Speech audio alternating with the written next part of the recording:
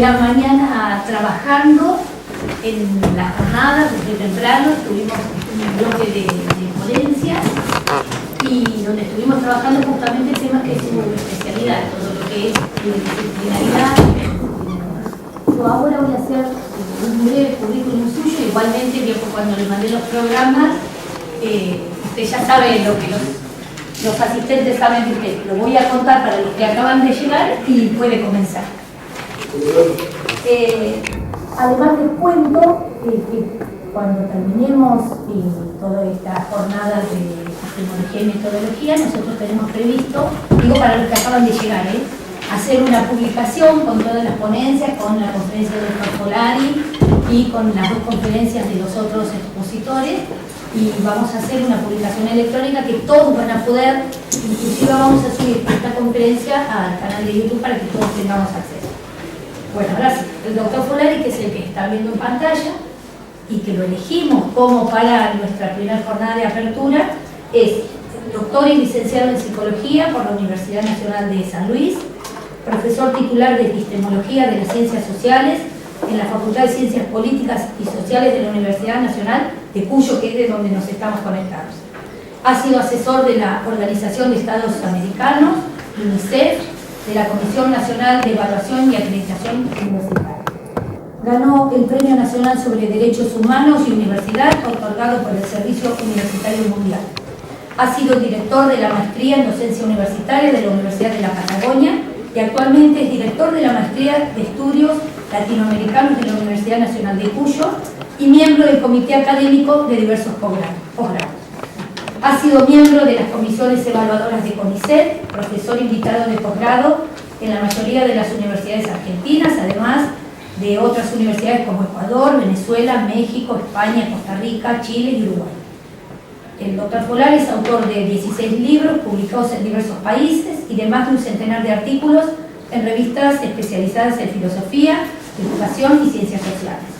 Sus textos, sus obras han sido traducidas al alemán, al inglés, al italiano y al portugués. Uno de sus libros más difundidos se denomina Teorías débiles para una crítica de la deconstrucción y de los estudios culturales, editado por la editorial Homo Sapiens. Y esa misma editorial ha publicado posteriormente La proliferación de los signos, la teoría social en tiempos de globalización, junto a miembros de su equipo de investigación. Y además ha publicado La selva académica, los silenciados laberintos de los intelectuales en la universidad. Nada menos.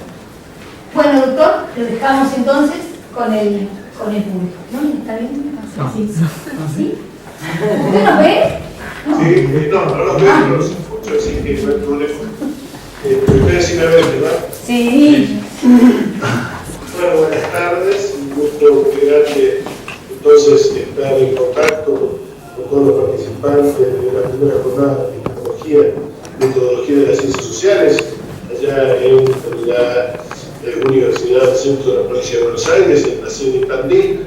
Es un gusto para mí, cierto, una distinción, el esfuerzo que se ha tomado desde allí para que yo pueda participar. De hecho, la búsqueda era que pudiera estar con ustedes, yo tenía algunos problemas y también hay algunas cuestiones de transporte un poco dificultosas hoy para hacer, digamos, Mendoza Tandil, que hicieron que, bueno, tuviésemos que apelar a la tecnología, que ojalá que se comporte, se bloqueen durante todo el desarrollo de nuestro trabajo.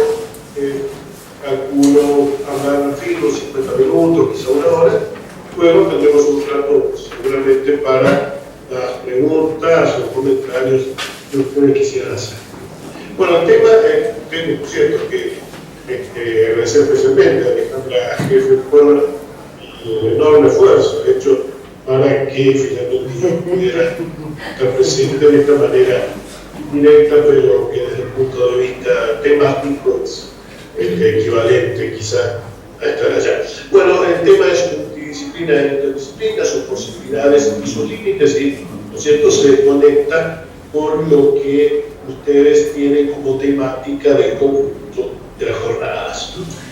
Lo primero a decir es que hay ciertos equívocos en torno a la cuestión ideológica en relación con la interdisciplina. Cuando digo interdisciplina, por ahora estoy hablando de todas las relaciones incluidas, transdisciplinar. Digo, lo globalizo eso en la palabra función interdisciplinar. Digo, la llegada de la interdisciplina latinoamérica se hace allá en los años 70, singularmente México, que es uno de los países con sistema educativo universitario más avanzado, más modernizado. Parte de esa modernización en apelación a una serie de innovaciones, como la departamentalización, la relación curricular con las profesiones y ciertamente curricular punto a punto con el comportamiento de las profesiones y la interdisciplina. Esto se dio en medio de una modernización acelerada de la universidad mexicana posterior a una gran crisis en fines de los 60, en el año 68, cuando el estudiantado produjo una gran movilización de crítica y de, diríamos, exigencias a las autoridades de la UNAM, que es, por cierto, la universidad más grande de América Latina, y esa movilización exigía mejoras en la universidad. La respuesta del Estado fue, entre otras innovaciones, apelar a la interdisciplina, y surgió un libro de la traducción de un libro surgido en un congreso hecho en Pisa, en Francia. El libro salió en México en 1975, se llama Interdisciplinariedad, y son una serie de artículos y ponencias que en ese congreso de Pisa se hicieron en 1970 y que fueron la respuesta a las movilizaciones estudiantiles célebres, por cierto, de la Francia de los años 68, ¿no? O sea que en Francia mismo, ante las movilizaciones que exigían una mejora y mayor rol social de la universidad, surgió la interdisciplina como una de las respuestas, diríamos, del sistema político. Con esto, ¿qué quiero decir? No quiero invalidar ni decir nada que signifique que la interdisciplina no es valiosa, pero sí quiero indicar que no es necesariamente siempre progresista desde el punto de vista ideológico. Es decir, la interdisciplina es apelada desde muy diversos lugares y tenemos en esta especie de ambivalencia o de ambigüedad ideológica, dependerá del curso, dependerá del fundamento, del mercado, dependerá del tema, cual sea efectivamente la ideología viabilizada en una investigación interdisciplinaria. Lo cierto es que esta, por ser interdisciplinaria, solamente no se califica como crítica o como, al contrario, diríamos, aceptadora activa al sistema político vigente, en sentido amplio, digamos, sino, digamos entonces, que ha jugado roles diversos. Uno, por ejemplo, el de los currículum de la Universidad Autónoma Metropolitana Unidad Xochimilco, en Ciudad de México, cuyos planes de estudio organizados todos bajo la idea de ligar docencia, investigación y servicio en un solo movimiento y hacer interdisciplinarios así todo el proceso de enseñanza-aprendizaje. Ahí surgió, fue docente, en realidad, el subcomandante Marcos. Bueno, hemos establecido, por ejemplo, que aceptaría la disciplina a los esfuerzos progresistas. También en el mismo México lo que hace Pablo González Casanova, este americano brillante intelectual, que en un libro que se llama Nuevas Ciencias Sociales y las Humanidades, presenta un enorme esfuerzo por ligar las tecnociencias, las teorías de sistemas y todas las formas actualizadas, nuevas tecnologías de la información, a los movimientos populares, para que estos se sirvan de esas tecnologías y lo hagan interdisciplinariamente.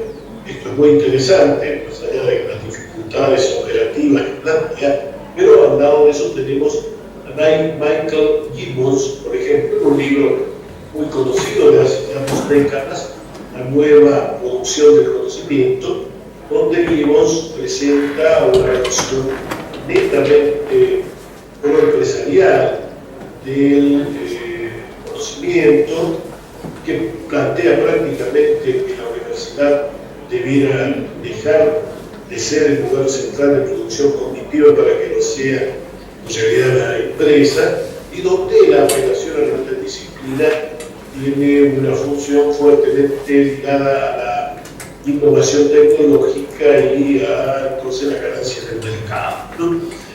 Entonces tenemos un polo, tenemos también el otro. Por un lado también tenemos a Wallerstein, por ejemplo, el extraordinario pensador marxista contemporáneo que es interdisciplina como parte de una recomposición general de las formas de estructurar el conocimiento para hacerlo más útil socialmente.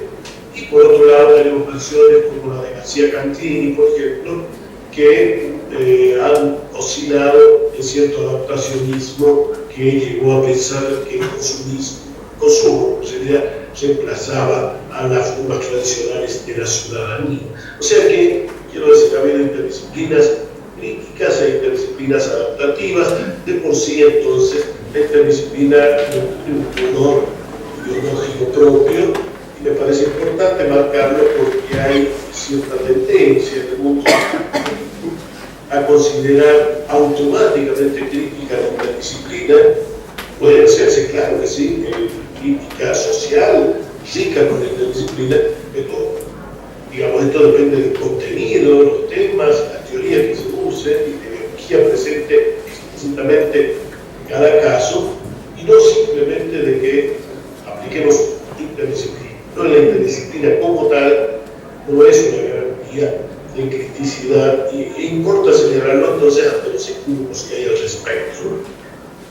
Ahora bien, cuando comienza entonces esta denominada de la interdisciplina de Latinoamérica en los años 70, ha habido una segunda en el siglo, que fuerte, que aquella primera era más favorable, pero el primer momento del interdisciplinario estuvo fuertemente ligado a la fundamentación que hacía Jean Piaget, este gran biólogo, estudioso de los mecanismos de la inteligencia humana, que fue Piaget, quien ciertamente, además, a partir de estas preocupaciones, se convirtió en un epistemólogo, es decir, produjo una teoría propia acerca de qué es conocer, cuáles son las condiciones de validez que podamos otorgar, ¿no es cierto?, al conocimiento científico. Y él escribió, pero un artículo que lo expuso el Congreso en 1970, en que por ello está el libro de la ANUYES de México del año 75. La ANUYES es una Asociación Nacional de Universidades e Institutos de Enseñanza Superior de México, ¿no? La ANUYES es la que dictó el libro, muy ligada a los procesos de construcción del conjunto de las universidades mexicanas, ¿no? Allí aparece, por ejemplo, la distinción entre multitrans e interdisciplina. Voy a hacer yo esa distinción, no exactamente con los mismos, igual a como la define Piaget, definidas de un modo que creo que se acerca más a la manera en que hoy habitualmente se utilizan esos términos. Piaget, cuando lo hizo, recién empezaba la discusión al respecto. Entonces vamos a llamar multidisciplina un cesar en una investigación donde acerca de una determinada temática se reúnen aportes de disciplinas científicas, humanísticas diversas, sin que se produzca una síntesis entre ellas. Es decir, simplemente sería, por ejemplo, cuando se escribe un libro acerca, digamos, de la agricultura de la provincia de Buenos Aires, pueden ver que escriba un geógrafo, lo que escriba alguien que conoce biología relativa a las semillas, algún economista, un historiador, pero cada uno hace su aporte sin que haya mezclas ni combinaciones con los otros. Algo diferente es cuando se hace transdisciplina para formar parte de la explicación en otra disciplina científica u otras. Es decir, tenemos, por ejemplo, en ciencias sociales, noción de estructura, inició Saussure en la lingüística, luego la toma de Lévi-Strauss en la antropología y fue utilizada posteriormente por Althusser en la teoría social, fue utilizada en otras diversas, Lacan en psicoanálisis y otras diversas áreas disciplinarias.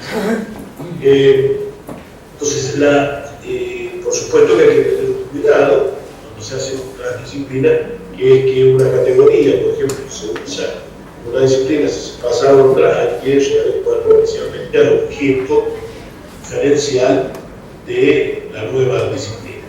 Cuidando esto, es un proceso perfectamente válido desde el punto de vista epistêmico.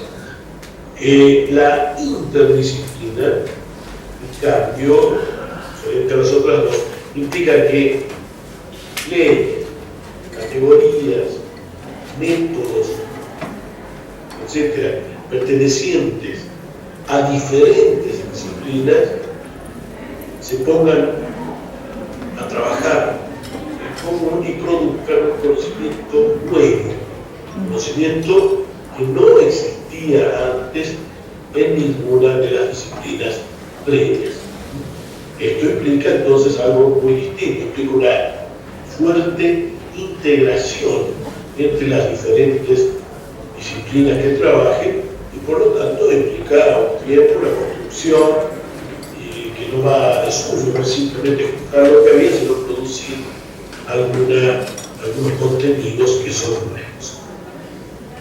Ahora bien, entonces dada esta especie de concepto que establecemos sobre entonces lo que es la trans y la interdisciplina, podemos pasar a ver cómo fundamentaba Piaget la existencia de la interdisciplina. De alguna manera, era importante cuando se buscaba producir efectos de una renovación universitaria en Francia y otros países de la Comunidad Europea en ese momento, era para ellos importante apelar a la epistemología que daba una base cognitiva, una base teórica mucho más fuerte a la propuesta.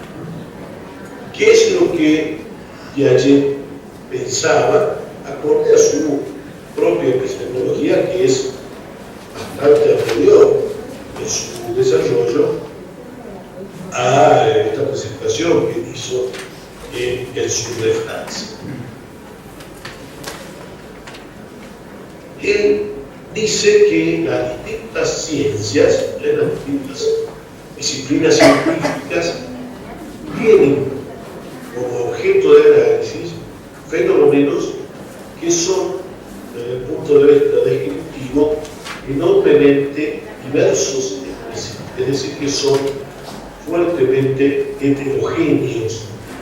Desde ese punto de vista, nos extrañamos la ciencia con una radical diversidad, una fuerte, digamos, cantidad distinta de cuestiones que son objeto de análisis desde las ciencias formales, como la matemática, las ciencias empíricas, físico-naturales y, por supuesto, las sociales también.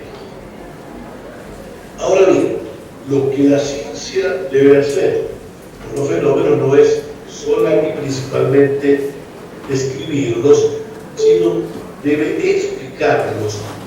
Y la explicación científica debe ser para Piaget una explicación causal. Hay otro tipo de explicaciones, como las funcionales, pero la explicación causal es quizá la explicación más tradicional y más fuerte en el plano de las ciencias empíricas modernas, desde Newton en adelante. Toda la mecánica clásica estaba basada en la noción de causalidad, ¿no? Entonces, lo que dice Piaget es que hay que explicar estos diferentes fenómenos, hay que dar razón de ellos, y que para dar razón de lo visible hay que hablar de mecanismos lógicos no visibles. Dicho de otra manera, la explicación apela a una serie de nociones que él señala como lógico-matemáticas que dan razón, explican lo que aparece, que son distintas de lo que aparece.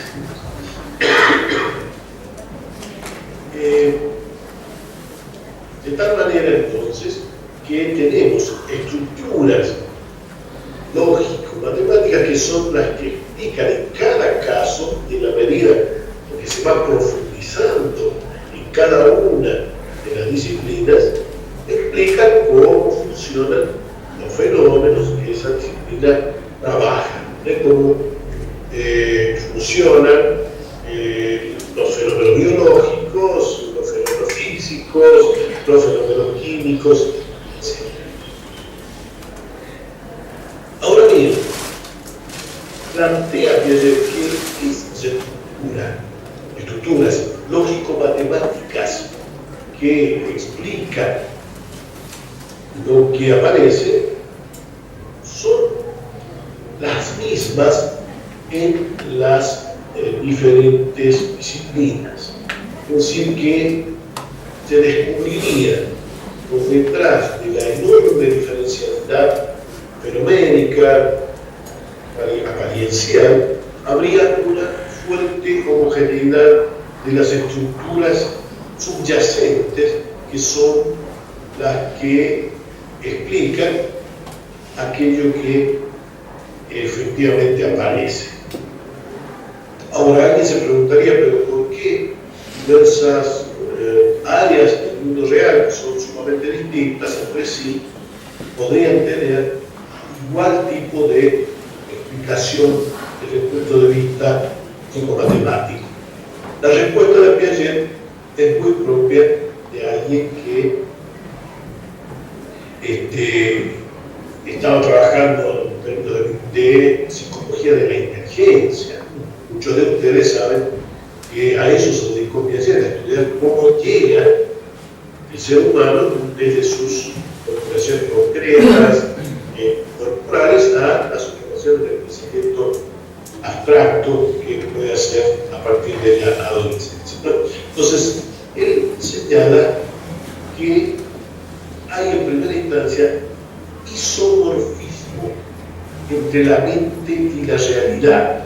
Es decir, que hay una, vamos a decir, isomorfismo significa misma forma, ¿no? Isomorfismo, es decir, hay igual forma entre la mente y la realidad, una especie de, tiene la misma estructura, digamos, y ciertamente hay una sola inteligencia, que es la misma que se utiliza para la física que para la química. No sean personas distintas, pero la inteligencia y sus funciones son las mismas de una persona que la otra. Por lo tanto, dice la estructura lógica con que imaginamos el mundo es siempre la misma, y por eso las cosas diversas terminamos en un sentido reduciéndola al mismo tipo de explicación. Bueno, alguien podría decir que eso es una limitación de la mente humana, es decir, la inteligencia. Entonces, en vez de ser capaz de reproducir la, no digo infinita, pero sí la enorme multiplicidad del mundo, solo puede pensarlo a partir de ciertas estructuras que reproducen la mente del que conoce, más que la estructura del mundo. Pero frente a esto, dice que la estructura del mundo es la misma que la estructura de la mente. Entonces, la inteligencia capta las cosas tal cual son porque hay una relación de misma modalidad, de la misma forma. Entonces, la última pregunta que uno quería Piaget es, bueno, pero ¿por qué tendría la mente misma forma, una especie de adaptación, no sé, una capacidad automática de captar las cosas tal cual son? ¿Por qué tendría que tener la inteligencia humana la misma modalidad lógica que las cosas del mundo?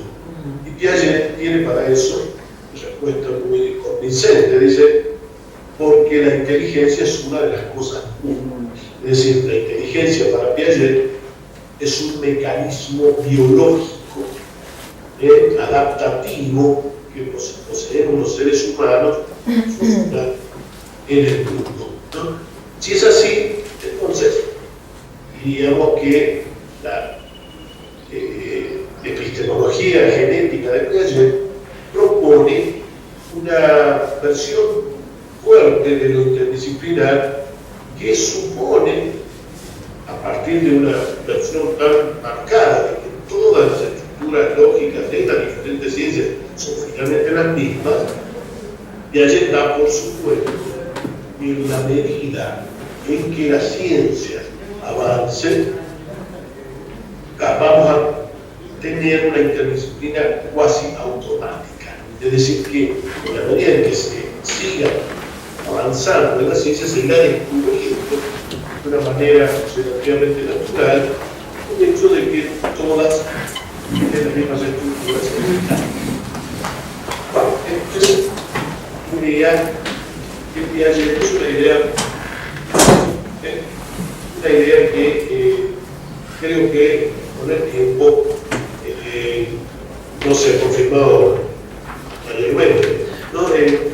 Por eso es que nosotros, después de haber recibido lo que dice Piaget, vamos a hacer un pequeño recorrido epistemológico que va a ser necesariamente muy acotado, muy breve en nuestros tiempos de la conferencia, pero que nos permita captar qué críticas podría hacerse desde la teoría del conocimiento a la versión de Piaget y, por tanto, pensar que la interdisciplina es algo menos esperable que un automatismo.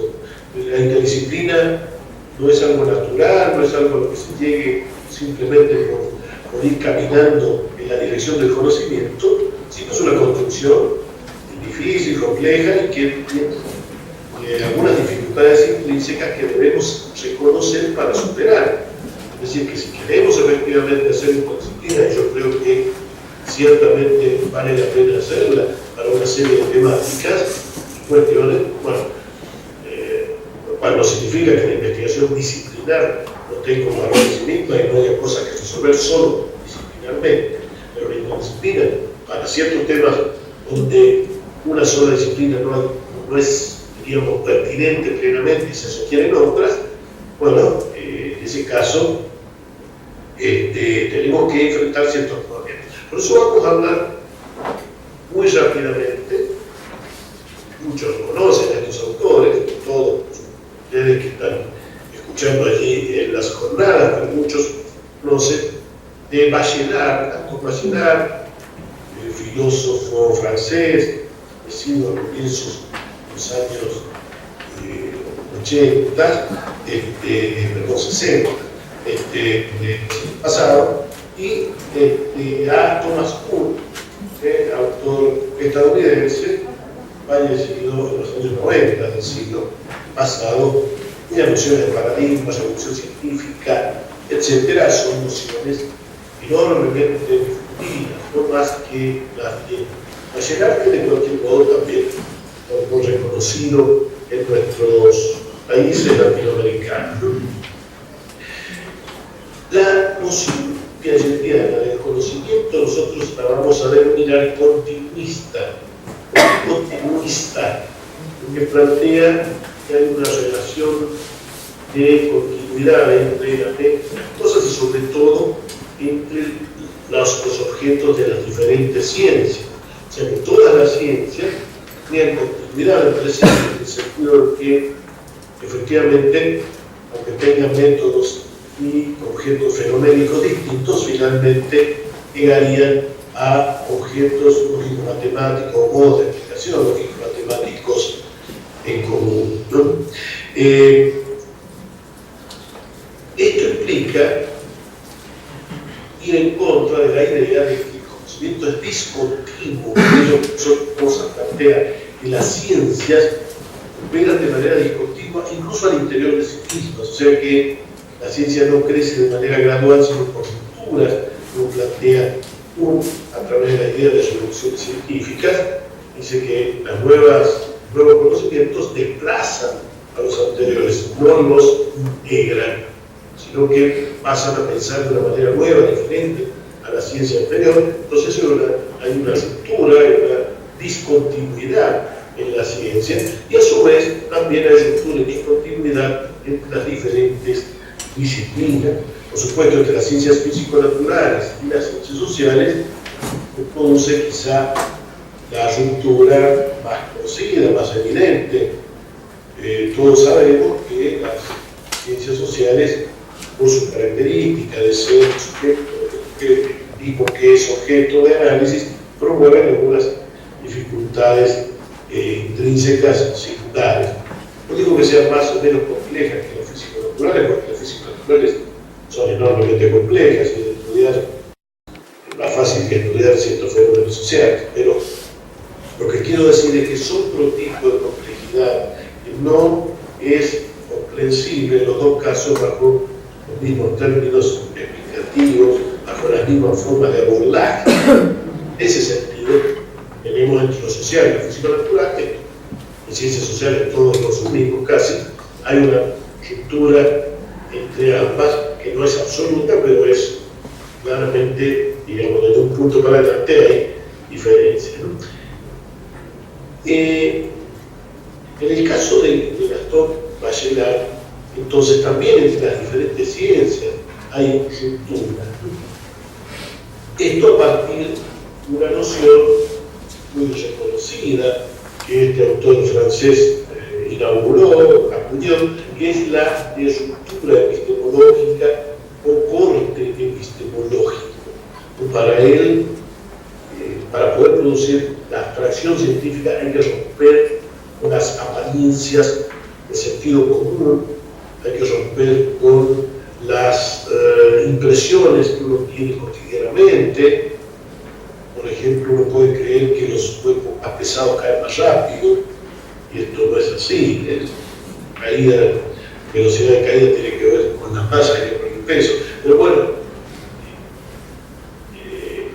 hay, lo que le ocurre ¿cierto? A los niños y creen que un vaso más largo un líquido tiene más líquido que un vaso más ancho y aparentemente tiene menos, pero en realidad es la misma cantidad, ¿no?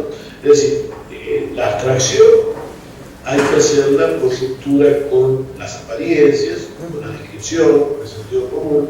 Entonces la ciencia es, para Bachelard, un proceso mayoritariamente de ruptura, de discontinuidad entre observación natural, producción, creación y aplicación. Esto significa también, secundariamente, según entonces el mismo autor, que entre las disciplinas hay ruptura, es decir, que para poder pensar términos de una disciplina, hubo que establecer un corte, una especie de escisión, una diferenciación fuerte y marcada con los conceptos. Y esto sin dudas que la historia de la ciencia así lo muestra. O sea, no hay una simple continuidad entre fisiología y psicología. Por el contrario, la psicología surge de romper con la fisiología para poder establecer un ámbito propio de explicación que sea, diríamos, parcialmente independiente de lo psicológico. Porque si lo fisiológico bastara para explicar lo psicológico, la psicología no existiría. O sea que la psicología hubo que pegar un codazo a la fisiología para poder establecerse como ciencia autónoma, como ciencia específica. Lo mismo sucedió, estamos hablando de, diríamos, proposiciones cognitivas que surgieron a finales del siglo XIX. En aquel momento la sociología surge, singularmente a partir de Durkheim. Había estado toda la obra de Marx, pero la universidad no quiso aceptarla por razones no solo obviamente lógicas. Lo cierto es que plantea la ciencia social, la sociología, que de algún modo aceptado un modelo de ciencia, la sociología tal cual la plantea en las reglas del método sociológico, en ese libro, bueno, tiene que romper con la psicología. Es decir, tiene que mostrar que hay hechos sociales que no son iguales o que no pasan por la conciencia de los sujetos, que es lo que psicológicamente se pensaba en esa época, aunque Freud está empezando a mostrar que también existe el inconsciente. Pero lo que va a mostrar Durkheim es que hay acciones producidas, digamos, mejor dicho, hay causas de situaciones en las que participan muchos sujetos y esos sujetos no conocen. Por ejemplo, supongamos que alguien tuviese todos los datos de las personas que hoy han concurrido las jornadas y podrían aparecer aquí algunas regularidades empíricas que ustedes desconocen. O sea, podría surgir que la mayoría de los que están pertenecen a determinado sector social, o han ido a determinado tipo de escuela, o pertenecen a uno de los dos géneros principales, hablando de géneros ligados a la sexualidad, o que tienen cierta edad determinada, o en fin.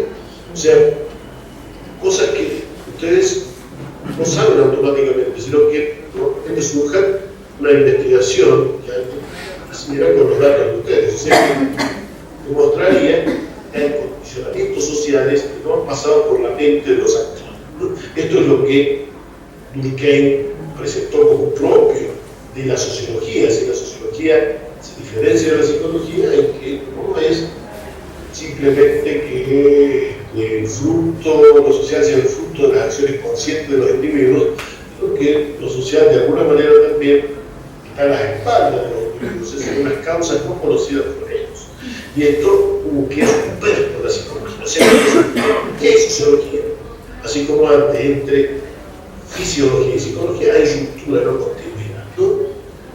Entonces hay ruptura entre las distintas disciplinas, como y se muestra como Bachelard podría sin duda plantear, y también hay rupturas entre las diferentes teorías dentro de cada ciencia. Es algo importante abarcar entre el marxismo y el funcionalismo, la sociología. Bueno, no hay nada en común, hay una ruptura grandísima, no hay una no reducción o una posible, diríamos, síntesis entre ambas, ¿no? Y lo mismo en psicología, entre psicoanálisis y la psicología experimental, quizás todavía hay más flagrante la diferencia, por lo cual quiero marcar entonces que hay márgenes importantes de rupturas y de discontinuidades en los discursos teóricos entre ciencias y anteriores, las ciencias mismas, y ahí aparece una noción Thomas Kuhn que utilizó muchos de ustedes conocen, la teoría de Kuhn, formulada principalmente para las ciencias físico-naturales, acerca de los paradigmas, es decir, acerca de cómo en cada una de las disciplinas físico-naturales la mayoría de los miembros de la comunidad científica, todos en realidad, en un momento dado, están de acuerdo en los principios básicos, teóricos, metodológicos, de elección de temas y de evaluación de temas. Es decir, que paradigma es una cierta forma de operar en una disciplina dada, en un momento dado, que está automatizada, naturalizada, porque está compartida por todos los miembros de la comunidad científica. En realidad, al comienzo no están analizadas, se analizan por un tiempo que se ha impuesto el paradigma. ¿No? Al principio parece que en contradicción con el paradigma anterior, pero después se olvidan que se asume un paradigma actual como verdadero, ¿no? Ahora, entre dos paradigmas, decía uno, hay inconmensurabilidad, inconmensurables son dos paradigmas entre sí. ¿Qué significa eso? Decía que se está en dos mundos distintos, es decir, que quienes están en paradigmas diferentes realmente no se entienden entre sí. Lo que para uno es una buena explicación, para el otro no. Lo que para uno es un buen método, para el otro no. Lo que para uno es una prueba, para el otro no. De modo que son dos miradas totalmente diferentes que no se pueden poner de acuerdo ni siquiera para discutir entre sí, porque ciertamente su cabeza funciona muy diferencialmente. Pero si alguien piensa hoy en las discusiones teóricas, bueno, para nada teóricas, sino discusiones políticas que hay en Argentina, vamos a ver claramente la existencia de inconmensurabilidades. Para un sector es obvio, para el otro es absolutamente inadmisible. Algo de esto es naturalmente. Si bien él va a tener una segunda versión que es menos conocida, ya cerca de su muerte, sobre el tema de la inconmensurabilidad, que es atenuada, él la llamó inconmensurabilidad local, y que reemplazó a la anterior. O sea que no es que quedó complementaria con la anterior, sino que directamente distinta, y donde dice que en realidad dos teorías inconmensurables, dos teorías distintas, son siempre inconmensurables, aún dentro de la misma ciencia, pero que dos teorías distintas pueden dialogar, comunicarse de una manera parcial, equívoca, no transparente, pero tampoco totalmente nula o totalmente opaca, porque algunas de las categorías de una teoría anterior permanecen en la que sigue, con lo cual diríamos la opacidad o la incomunicación no es total.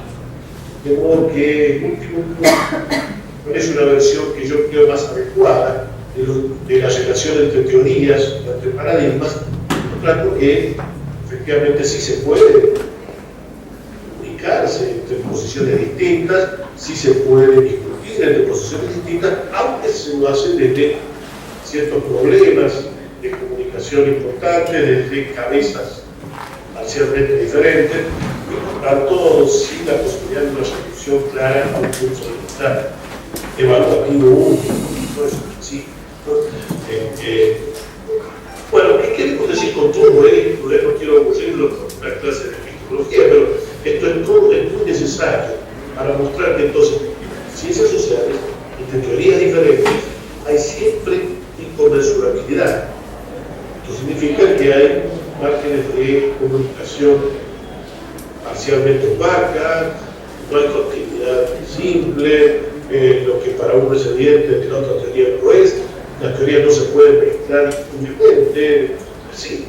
Todo esto lleva a pensar que la ciencia no es un continuo y que entonces para volver a la interdisciplina después de todo el recorrido, ustedes dirán, ¿para qué? Bueno, para mostrar que no es cuestión de juntar lo heterogéneo y hacemos de pronto lo que un imaginario un poco, yo diría, ingenuo podría plantearse, que es algo así como, bueno, hagamos de nuevo el rompecabezas de la ciencia, ¿no? La ciencia estaba toda separada, juntamos ahora las distintas ciencias y tenemos rompecabezas del saber todo unido, ya está todo, bueno, no, esto es mucho más complicado porque en realidad, Primero que la ciencia nunca estuvo toda junta, se ha hecho con distinciones mutuas y por tanto no por formar parte de algo previo de lo cual se separaron. Quiero decir, la disciplinarización no es un mal que debemos romper, sino más bien a partir de ella tenemos que lograr algo superior que sea, ¿no es cierto?, la interdisciplina.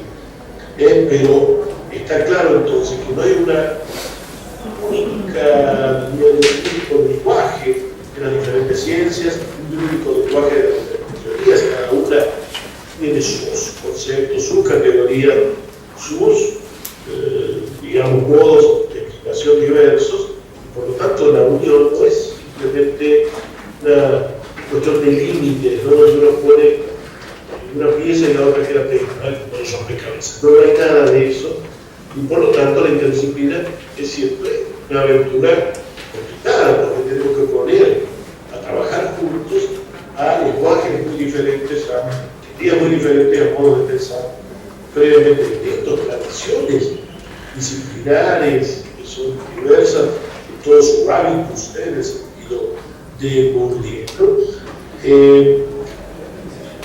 Entonces, con todo lo que hemos dicho, ¿estamos diciendo que no puede haber disciplina? No, no lo estamos diciendo eso. Claro que puede haber, que debe haber, y por cierto que hay disciplina, en un estado práctico, así que nadie puede negar, ¿no? Pero la disciplina entonces no restituye una unidad perdida, sino que construye alguna unidad nueva, y algo nuevo, que no es la unión de la disciplina específica, pues sería una tarea titánica e imposible, sino que es conjuntar para fines temáticos específicos, es decir, para determinado tipo de finalidad, aquello que de ciencias diferentes tiene a cuenta en ese caso singular. ¿Entiendes? O sea, la interdisciplina no es hacer enormes enciclopedias de todas las ciencias que harían juntas el mundo, sino más bien poner a trabajar aspectos, parcialidades, de teorías, métodos, de ciencias distintas, teorías distintas, acerca de un determinado objeto, una determinada temática, un determinado propósito específicos singulares en cada caso. Por tanto, y por todo lo que hemos hablado, queremos que quede claro para todos, ya yendo a la última parte, para finalizar unos minutos, que quede claro para todos que la disciplina no es antidisciplina. No es que vamos a liquidar la disciplina para reemplazar toda la formación interdisciplinaria, sino que la interdisciplina supone las disciplinas, mezcla contenidos, métodos, leyes disciplinarios previos. Tanto no es que vamos a acabar con la disciplina para poder conseguir más interdisciplina, no, sino que vamos a sostener la disciplina para poder hacer interdisciplina. Quiero, digamos, que esto quede muy claro porque a menudo se piensa que puede haber toda una formación entera interdisciplinaria, que lo más probable que quisiera es crear eclécticos que supieran de todo un poco, pero de nada bien. Y, como decía Bachelard, es mejor una cabeza bien puesta, una bien llena. ¿No? Es decir, no es necesario saber mucho, es necesario saber investigar bien determinadas cosas, ¿no? Y una erudición, digamos, enorme que no se detiene claramente en ningún punto o en ningún. Hay generaciones para decir, o sea, forzar el principio que hemos dicho. Nosotros juntamos personas que conocen disciplinas distintas, al principio hablan idiomas distintos, se encuentran en situaciones inconmensurables y les cuesta avanzar. Y esto no significa que no pueda avanzar, sino que tienen que ir produciendo de a poco un acercamiento comunicativo, cierto mínimo lenguaje común. No todo, nunca van a tener un solo lenguaje, pero sí algunas expresiones que puedan ir con su cierto común para poder, entonces, ir produciendo su trabajo, ¿no? Entonces, lo primero que quiero afirmar como cuestión más operativa, ya llegando a lo interdisciplinario, es que la interdisciplina es de grupo. No hay interdisciplina de una sola persona. Hay muchos autores que se dicen interdisciplinarios, porque han tomado cosas de disciplina distintas, por supuesto, también yo lo he hecho y supongo que muchos de ustedes que nos escuchan también. No, eso no es ser disciplinario, porque uno sabe un poco de varias disciplinas. Nosotros necesitamos gente que sepa muy a fondo cada disciplina, que conozca las diferentes teorías de cada disciplina, que las ponga a jugar en toda su riqueza en el grupo. Entre otros, conocer muy a fondo las otras disciplinas, y por tanto, todas están supuestas y presentes en toda su riqueza. No es lo que una persona ha podido pescar, digamos, por aquí y por allá de manera, yo diría, episódica. No, eso no existe, ¿no? Entonces, la interdisciplina, para que sea suficientemente disciplinaria y las aportes de todo lo que pueden, tienen que estar representadas por personas que las conozcan bien, investigadores, destacados, por lo menos, yo diría, probos de esa disciplina, de capacidad. Entonces, la disciplina es de grupo, y tan de grupo es que no es que los que forman parte del grupo sean interdisciplinarios, sino que el grupo produce el efecto de conocimiento interdisciplinario. No sé si me explico en esto. No es que yo voy al grupo interdisciplinario y me llevo la interdisciplina de concepción a mi casa. No es algo así como que yo puedo hacer la misma síntesis que hace el grupo cuando están todos presentes. No es así. Yo puedo tener una cierta idea, pero va a estar siempre permeada, singularizada, digamos, parcializada hacia la singularidad de mi especial formación. Entonces, primera cuestión, la interdisciplina es grupal y se desarrolla siempre y solo grupalmente. Cuando alguien tiene que llevar eso personalmente para transmitirlo, por ejemplo, puede dar una transmisión de seria, gradosa, pero de ningún modo puede ser plenamente expresiva de la riqueza interdisciplinaria que produce. Otra cuestión, la interdisciplina lleva tiempo, porque hay que construir esos lenguajes comunes, hay que construir una mínima familiaridad de lo que cuando se junta inicialmente siempre es desfamiliar, siempre es ajeno al lenguaje de los otros, siempre se entiende poco entre sí. Por eso hay que trabajar con paciencia y con tiempo, sin garantías, por supuesto, porque nada garantiza que todo va a salir bien en la investigación posterior, pero hay que hacerlo pacientemente, ¿no? La interdisciplina no es, para esto hemos hecho todo este paseo tecnológico, para que se den cuenta que hay una complejidad que no es simplemente me junto con el de al lado y juntamos algo así como que se los colores de una camiseta de fútbol que luego se combinan curiosamente y va todo bien, ¿no? Digamos, hay que construir los puentes cognitivos mutuos y esto lleva tiempo y a veces, claro, por lo tanto también lleva dinero. Y sigue siendo financiamiento, es una decisión institucional de sostener ese financiamiento. Y la idea de la institución es que formamos grupos interdisciplinarios y pasamos mañana de tener resultados, la decepción va a acompañar a ese intento de funcionar seguramente. Cuando decimos esto, nadie se lleva la interdisciplina a casa. El grupo requiere un coordinador, requiere siempre un coordinador, que tiene que ser un coordinador que haga una función cuasi de coordinador grupal, de grupos, cualquier dinámica grupal, es decir, un coordinador que haga callar al que habla demasiado, que le pida que se modere, al que va a llamar a nosotros, que haga hablar al que está siempre callado, que impida que algunos utilicen su estatus profesional y dominante sobre nosotros. Esto todos lo sabemos, los médicos son psicólogos son farmacéuticos, etc. Pero este tipo de estatus relativos diferentes de la disciplina que no debieran de ninguna manera utilizar el trabajo, pero que a menudo sí lo hace, ¿cierto? Entonces, cuidado allí, hay que buscar la simetría mayor posible de los aportes y de las dignidades, sobre todo de la disciplina, porque de los aportes que aporta el tema, a veces una disciplina puede tener más pertinencia que otras. Y por tanto, puede ser natural y esperable que esa disciplina esté presente.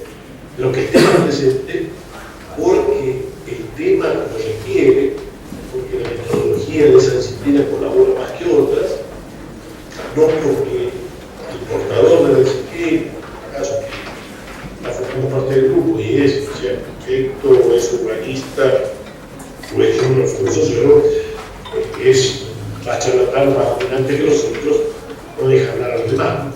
Ese lado simplemente que no podría vivirse una hegemonía. Por eso es que el coordinador debe ser criterioso, tanto en lo interpersonal como en lo temático, para que las intervenciones no sean conflictivas y a la vez aporten lo más posible a la tarea planteada por el grupo. Y subrayo algo que he dicho por un lado, la interdisciplina es postdisciplina, la construcción, es decir, no es, tenemos la disciplina y la juntamos y lo que se produce, se exige una construcción larga y a su vez se hace sobre una temática determinada.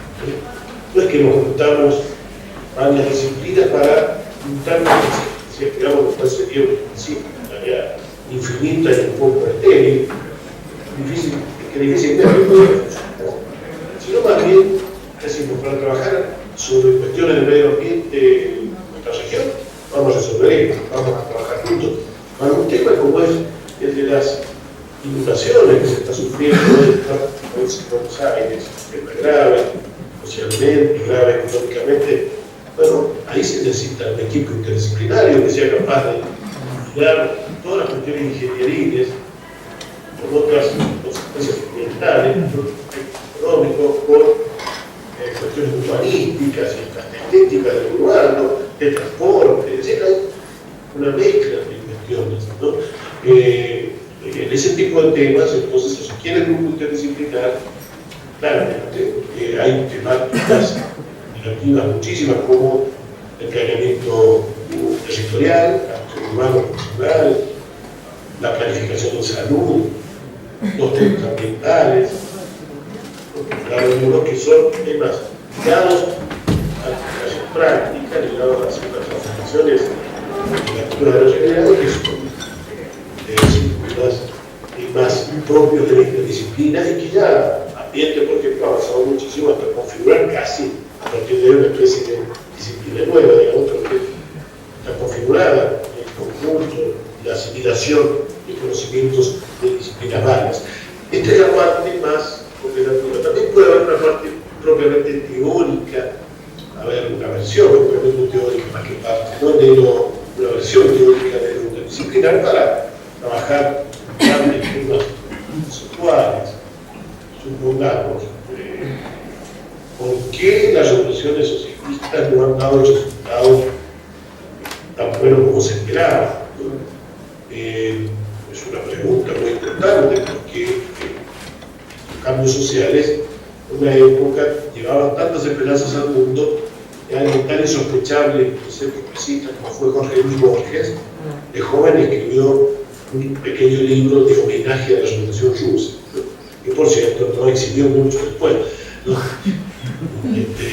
Pero ciertamente para mostrar a cuánta esperanza necesitaban las revoluciones sociales. Bueno, algo ha fallado, no ha resultado sentido, pero no es solo un problema de sociólogos, un problema de antropólogos, de sociólogos, de economistas, de teóricos de la política, y probablemente nosotros también teóricos de alguna otra área. Entonces, estos grandes temas teóricos de cultura, la relación entre culturas lingüísticas, ¿no es cierto?, culturales, idiomáticas, lingüísticas en el sentido chomskiano, digamos, de la estructura de la mente, que proponen relación con la lengua, las estructuras intelectuales en general y los idiomas, bueno, son grandes temas.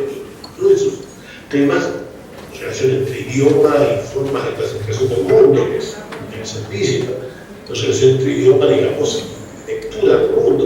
Bueno, no son solo problemas de lingüistas, porque ese evidentemente también es un problema de antropólogos. Bueno, hay áreas interesantísimas desde el punto de vista de la alta teoría, digamos, en cuanto a la interdisciplina. Entonces se puede hacer interdisciplina más bien operativa y interdisciplina más bien teórica. La base de la interdisciplina es la investigación. No puede haber contenidos pedagógicos interdisciplinarios si no hay investigación interdisciplinaria política. y no nos podemos lanzar que todo suceda en el mundo. Hacemos una renovación curricular, queremos hacer currículum integrado, currículum interdisciplinar, y lanzamos a los docentes a que no solo den la clase, tengan que trabajar a veces con muchos alumnos y con ciertos problemas áulicos o ciertas herramientas, etc. Y encima tienen que hacer la síntesis de contenidos y integrar a ellos mismos. No, eso sí. Cuando uno va a pretender que haya interdisciplina en el aula, tiene que haber un plan de interdisciplinario. O sea, el plan tiene que estar, digamos, realizado, ¿no es cierto?, diseñado de manera interdisciplinaria por quienes lo hacen. Después, lo único que tiene que hacer el docente es aplicar el plan. No es cambio, darle contenido separado, es decir, vayan ustedes, integren a personas de insensatez. ¿Cómo se hace? ¿No? Ahora, y cuando se hace educación o enseñanza que quiere ser interdisciplinaria, por lo menos tiene que haber un grupo de docentes a la hora de planificar. Tiene que haber planificación en conjunto, algunas horas para planificar en conjunto. Después sería demasiado caro, porque varios docentes juntos en la misma aula, por eso quizá cada docente podría quedarlo aparte, diríamos, sus horas.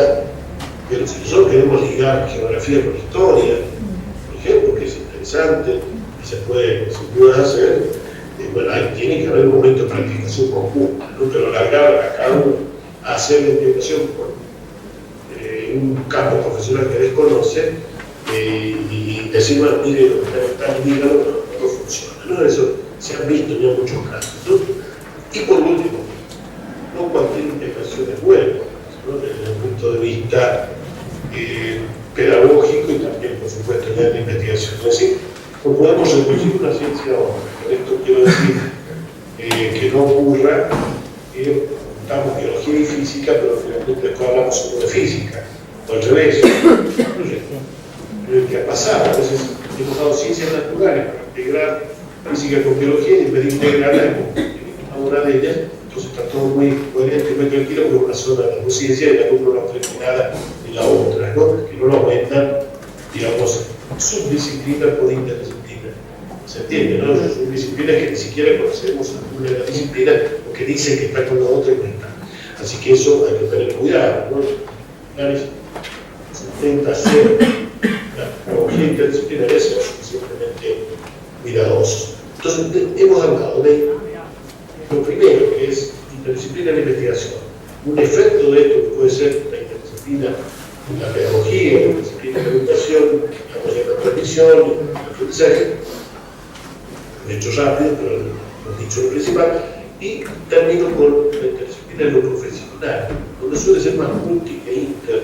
Y el trabajo que se hace, por ejemplo, en un centro de salud, donde hay oficiantes, profesionales de oficiales, dentistas, médicos, enfermeros, etc. Para que sea interdisciplinario tiene que haber planificación conjunta y una concepción aunada, fuertemente planteada y trabajada y escrita. Si se hace eso, bueno, diría que estamos ante un trabajo tendencialmente interdisciplinario. Si en cambio cada uno hace lo suyo, está todos juntos simplemente porque les toca el mismo lugar, bueno, eso es multidisciplinar, no es interdisciplinar. En una concepción aunada, buscaría entonces un cierto logro interdisciplinario y hay que planificar un conjunto para esto y poder producir una mínimo efecto conceptual, una cierta escritura de esto, ¿no? Termino señalando lo interesante que es, en este sentido, el trabajo que realizó como consultor internacional el gran epistemólogo argentino que fue Rolando García. Rolando García fue quien fue desplazado como decano de la Facultad de Ciencias Económicas cuando la tristemente célebre Noche de los Bastones Largos, la época de la dictadura de Ucrania, cuando la vez entró la policía de la Universidad Argentina, precisamente, y donde, bueno, él se puso a este entrenamiento policial, no en la intervención, en la universidad, y, bueno, fue golpeado por los policías, él se fue a Argentina, ya no volvió, fue pareja Villa Ferreiro, otra gran haitiana, aunque ella dedicada al tema de la alfabetización, se ha conocido por muchos de ustedes. Rolando García, que vivió en México sus últimos años en el Centro de Estudios Interdisciplinarios de la Facultad de Humanidades de la UNAM, sitio donde he estado hace muy poquito, ciertamente he tenido la distinción de ser invitado más de una vez, precisamente para hablar de interdisciplina. Digo, ya volviendo a Rolando García, que unía como consultor temas de ambiente, agricultura, clima, situación política, en una zona de México, trabajó en otros países también, casi todo el mundo, ¿no? Pero digo, por ejemplo, está el caso de la zona de México, donde había que cambiar los cultivos, porque había empezado a haber sequías, entonces la cosecha no se sostenía, pero los agricultores no querían cambiar el cultivo, sus costumbres, condiciones para sostener ese cultivo, entonces había que traer agua de otro lado, había problemas, ¿no es cierto? Digamos, el transporte del agua era de un lugar lejano, se podía sacar, bueno, era una serie de problemas y puntos diversos, entonces conjuntaba un grupo de profesionales que operaban para resolver el tema, ¿no?